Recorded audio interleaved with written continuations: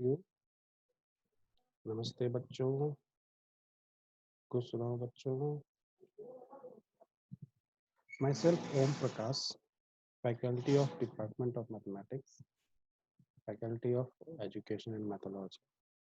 Today I am dealing with the topic on group theories, which are taught in BSc BEd PCM 6th semester. These are my lesson plan, which are already taught uh, in my previous class. These are the steps of a lesson, steps for planning a lesson. These are the components of a lesson plan. Now, group theory comes under the mathematics subject, which are the subject of a science, which are taught in BSc BEd 6th semester student.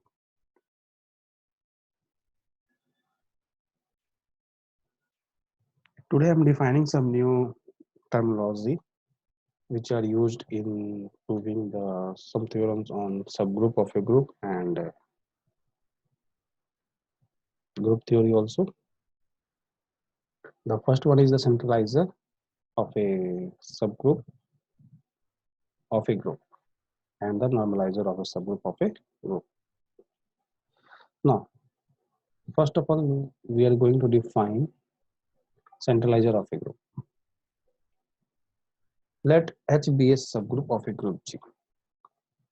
Let H be a subgroup of a group G. We define C of H, that means centralizer of H, is equals to X belongs to G. X belongs to G, such that XH equals to HX. XH equals to HX for all H belongs to H. For all H belongs to H. You already seen in the previous definition cosets that XH belongs to H implies that X belongs to G. This concept will be used here,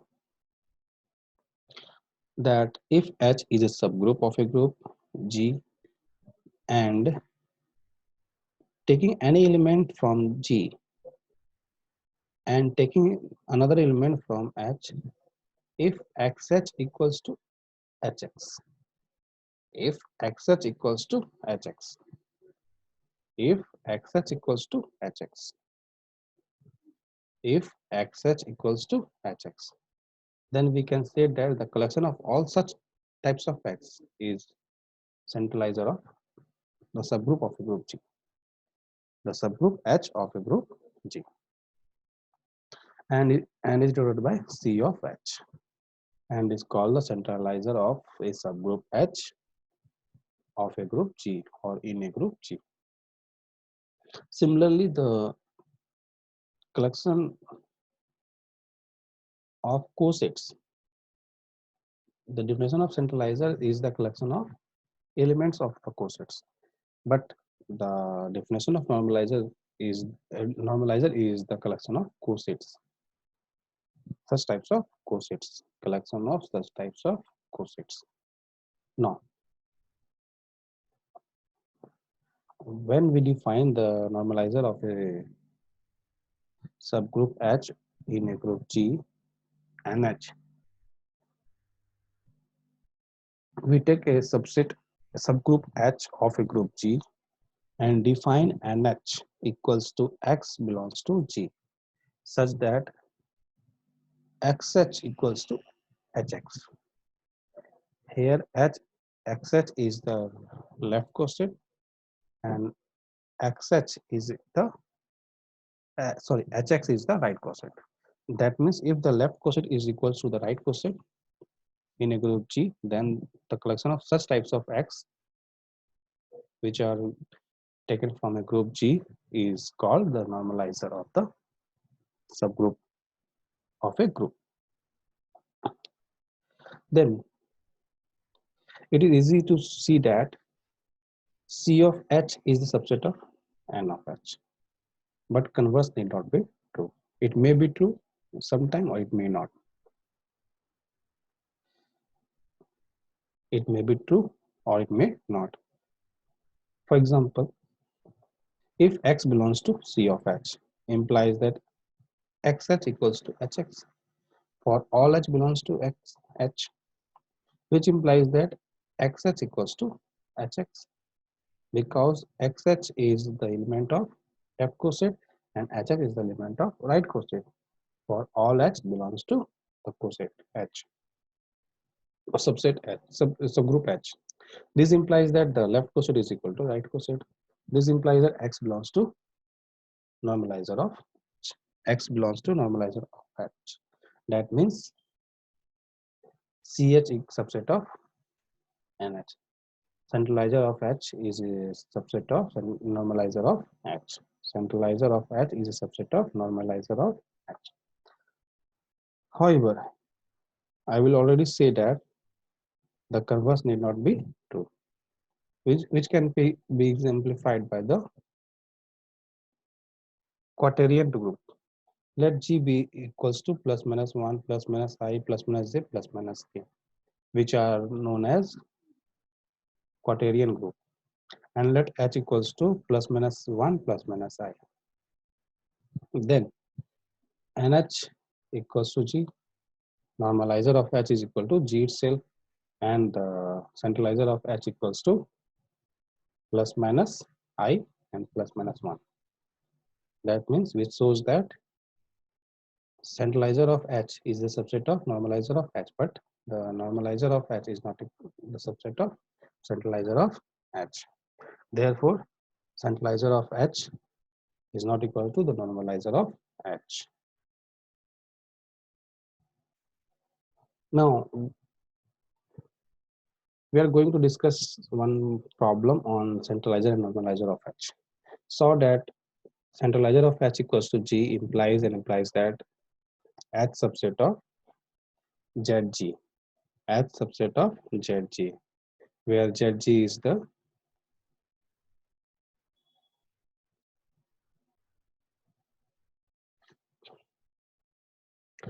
for solving this problem, let C of H equals to G, let C of H equals to G, and let small h belongs to H be an element. Then small x belongs to G implies that X belongs to C of H because C of H is equal to Z, implies that XH equals to HX, implies that any element H in H commutes with all element of G because C of H is the subset of G, which implies that H belongs to G of G, implies that H subset of Z of G. H belongs to Z of G, which implies that H is a subset of Z of G. Conversely, let H is the subset of Z of G and let X belongs to G. Hence, since H subset of G of G, Z of G, each element of H, then each element of H commutes with every element of G. Each element of H commutes with every element of G, and each element, therefore we can say H commutes all element of G.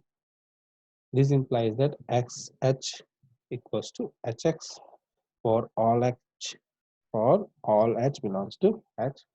This implies that X belongs to centralizer of H, which implies that G is subset of centralizer of H, which implies that G is a subset of centralizer of H. G is equals to centralizer of H because we already taken as a subset of G of G, Z of G. Hence, we prove the problem.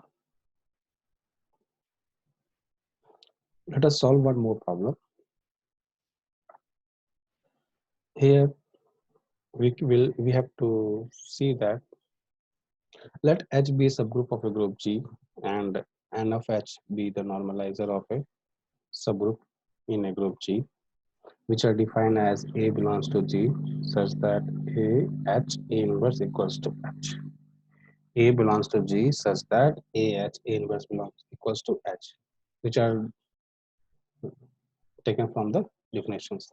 Then we have to prove that Normalizer of H is a subgroup of G. Normalizer of H is a subgroup of G which contains H. Normalizer of H is a subgroup of G which contains H. Normalizer of H is a subgroup of G which contains H.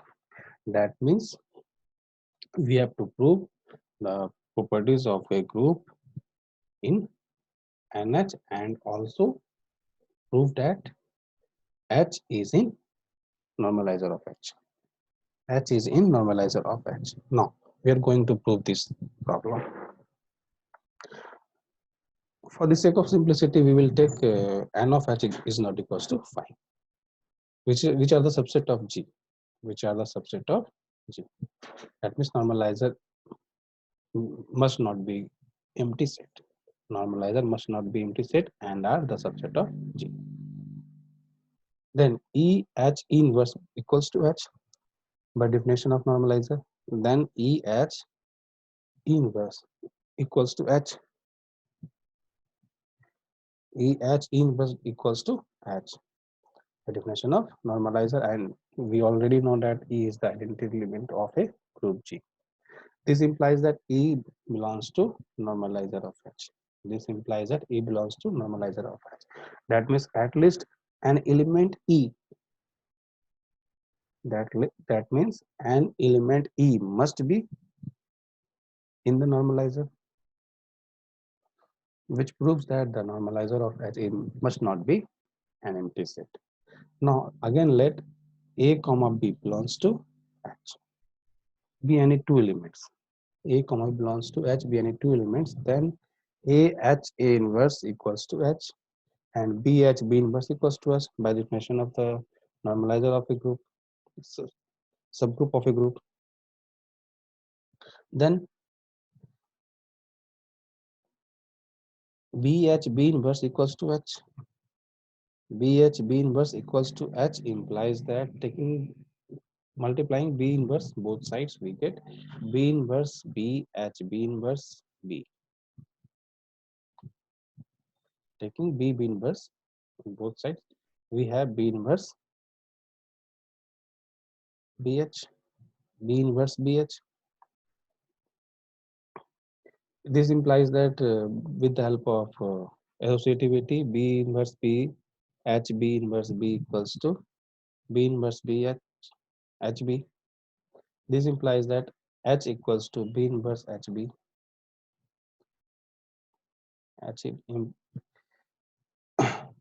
Now again taking A, multiplying A and A inverse from left and right side respectively. Then we get A H A inverse equals to A B inverse H A inverse, implies that A H A inverse equals to A H A inverse equals to A B inverse H B A inverse A B inverse H B A inverse, and hence with the help of these definition A H A inverse equals to H, we will take A H A inverse equals to H and is equals to A B inverse H A B inverse of inverse. Therefore, we can say that AB inverse belongs to normalizer of H. That means normalizer of H is a subgroup of H group G. Normalizer of H is a subgroup of group G. That means we already seen that if A and B are in a set H, if A and B are in a set H and H is a subset of subgroup of a group G, then if and only if AB inverse belongs to H, AB inverse belongs to H.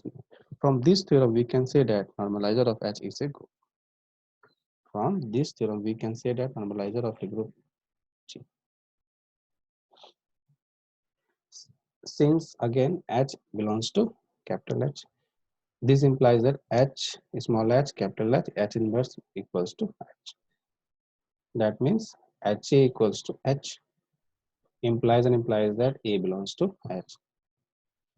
Implies that A belongs to H. Then we can find H belongs to normalizer of H, which shows that H is a subset of normalizer of H. which shows that H is the subset of normalizer of H. That means normalizer of H is the subgroup of a group G which contain H. Hence the result. Hence the result. Now we see the definitions of centralizer, definitions of normalizer, and two problems on normalizer and centralizer.